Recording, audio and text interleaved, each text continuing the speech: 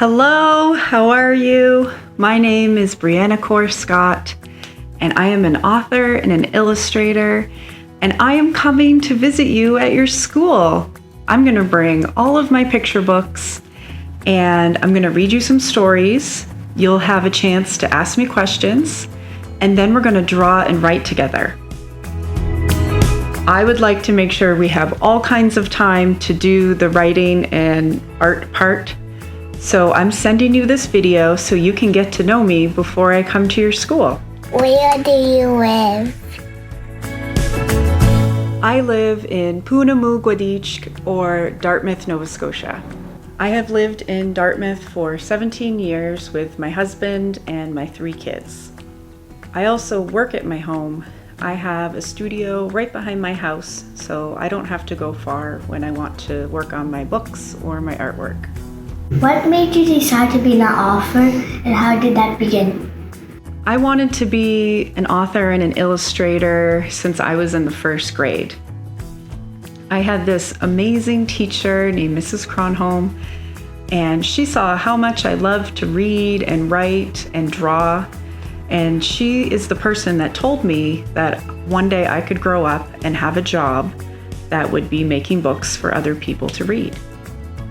She did something that was so special, which was she found a contest for me to enter.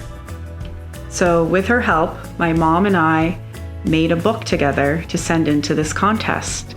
And when I come to visit your classroom, I'm going to show you the book. How old were you when you started making books?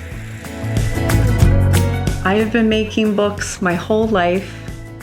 This is a book that I made when I was 4. And I don't even think I knew how to spell words when I made this book. But I knew that books had words in them, so I just wrote all the letters that I knew.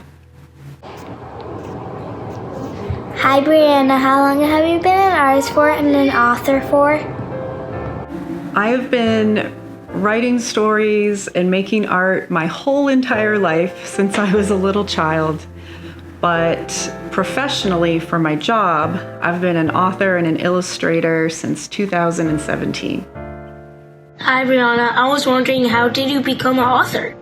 I would love to tell you how I became an author. Back in 2017, I was obsessed with this magical place called Sable Island. And if you don't know where Sable Island is, it's off the coast of Nova Scotia. And it's home to herds of wild horses, a gray seal colony, and all kinds of special birds and plants that need Sable Island as their home. I was so inspired by Sable Island that I wrote a poem about it. And that poem became what's called a manuscript for my very first picture book. So I became an author when I sent the manuscript of my poem about Sable Island to Nimbus Publishing, and they decided to help me create my book. What is your favorite book that you have made? It is really hard to choose which one of my books is the favorite one that I have made so far. It's usually the one that I just made. I love all my books for so many different reasons. This book is called While You Were Sleeping, and it just came out in September 2023, so I think this currently is my favorite book. I will bring this book with me to your classroom and read it to you. It is all about what the grown-ups get up to when all the kids in the story go to sleep.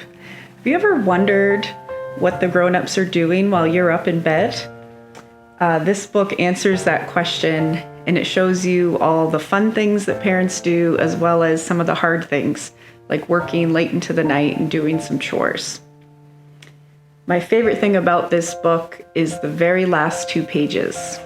I love in picture books when you can cut a house in half and look inside and see what everybody's doing inside of their house.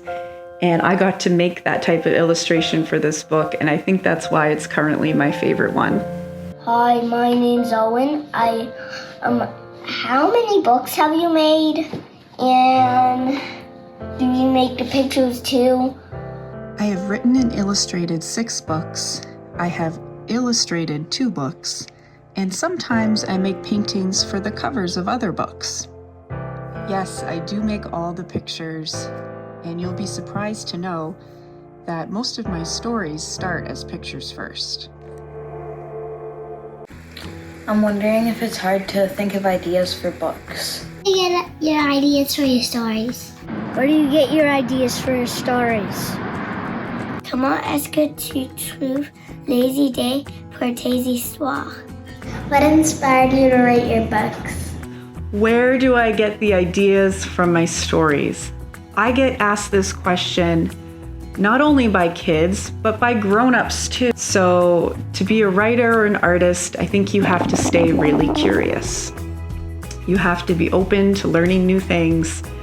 And when your brain asks that question, I wonder what would happen if you have to answer it.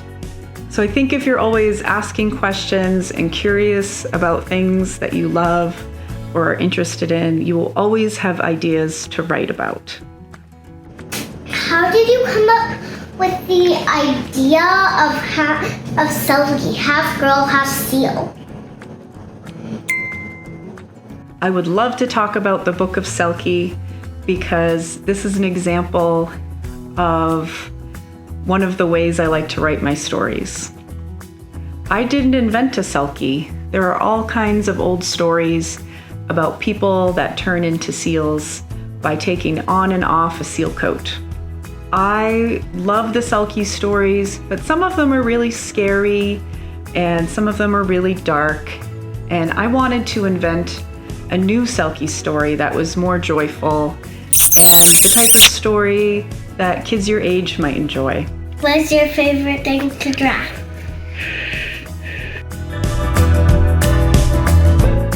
When I'm in my studio, I love to paint and draw flowers.